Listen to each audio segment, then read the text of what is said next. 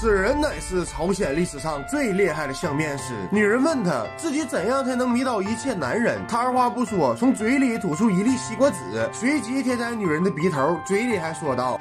둥그스름한 게 고운 얼굴이나 남들에 비해 눈에 띄지 않으니 이러면 사내들이 줄줄줄줄 따를 것이니라. 女人信以为真，从这晚过后开始天天照做，果然时来运转，客人不断。男人名叫老赵，是当朝第一相面师，慕名找他观相的人每天都排起长队，名气越来越大，就连朝廷判案都要找他帮忙。这是一场悬案，可现场抓获的3名嫌犯都拒不承认，导致无法断案。然而老赵只看了一眼遇难的死者，就对其丈夫说。 부인을 왜 죽였어?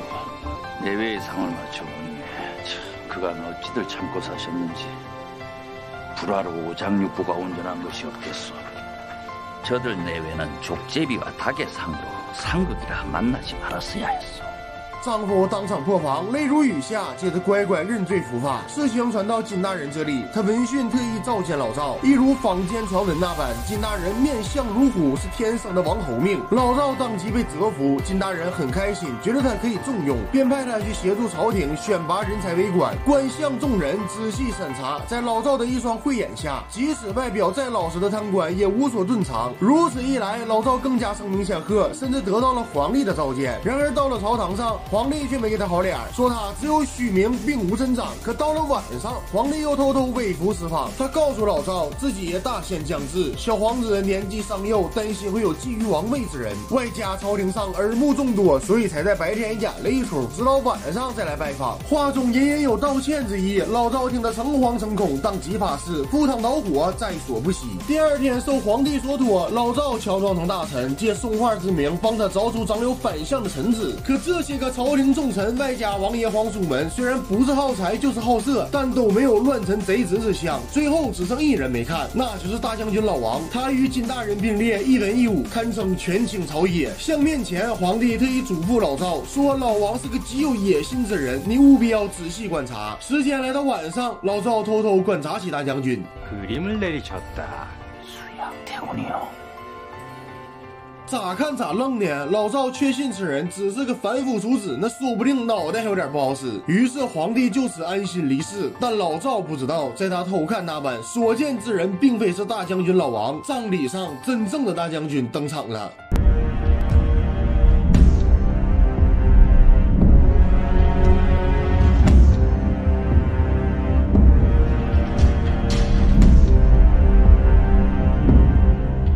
一身黑衣，尽显杀气，英姿狼顾，野心勃勃。老赵这才意识到，那晚看到的不过是个替身罢了。老赵深知铸成大错，老王一定会夺权，自己恐怕也不得安生。果然，回家的路上就被一群神秘人堵住，更是被他们绑走，带到了野外的树林。领头人是大将军的谋士，真假老王也是他想的计策。他让老赵告诉小皇帝，金大人有谋反之相，以此陷害唯一能抗衡老王的人。只要老赵乖乖听话，就有享不尽的荣华富贵。 但如果不从，那你一家老小就都得身首异处。大将军为人狠辣，身经百战的他一定能说到做到。小舅子劝老赵从了老王，可老赵并不想与反贼同流合污，更不想让正直的儿子卷进这场风波。他觉得自己既然能相面，说不定也能逆天改命。于是他找到金大人，一同劝谏小皇帝，说大将军意图谋反，但空口无凭。小皇帝压根儿不信，毕竟老王是他的亲叔叔。不久后，在两人下棋时，老王按耐不住，试图用毒针刺杀小皇帝，还好金大人安排的护卫及时出现，老王未能成功。事后小皇帝心生怀疑，他查看了相面秘籍，上面写道额头有3颗痣，就是反贼的面相。恰巧这书老赵也看过，顿时计上心头。他找来善于纹身的女人，随自己冒充御医，混进了大将军的府邸，迷晕、割皮、滴血缝针。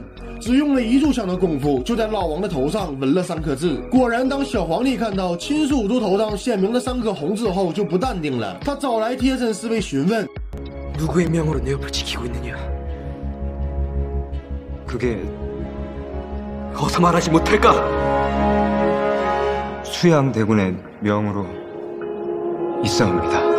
这才发现自己已成囚鸟。他终于确信老王要谋害自己。这边金大人趁热打铁，召集众人商量，将老王流放到边疆。眼看老王要完，站对边的老赵和小舅子也觉得好日子就要来了。但老王的谋士再度出手，他暗中袭击了老赵儿子，将他害成瞎子，并把此事嫁祸给金大人。结果小舅子果真上当，随即找到大将军，告诉他众人的谋划。老王答应他，风波过后保你一家老小平安。老赵在得知此事后，当场暴怒，险些掐死不长脑子的小舅子。他知道大祸临头，一场杀伐在所难免。他想给金大人通风报信，可惜大局已定。老王不但杀死了金大人，还闯入皇宫，挟小皇帝以令诸侯。他让众大臣做出选择，顺我者昌，逆我者亡。满朝文武只有一个瞎子不愿效忠逆贼。老赵心疼儿子，跪求大将军开恩。看在那天夜里没有趁机对他下杀手的份上，饶过眼下的儿子一命。可老王又怎会同意？开弓射箭，箭法离弦，当场射杀了儿子。 저잔 자기 아들이 저리 절명할 것이라는 것을 알고 있었으려나.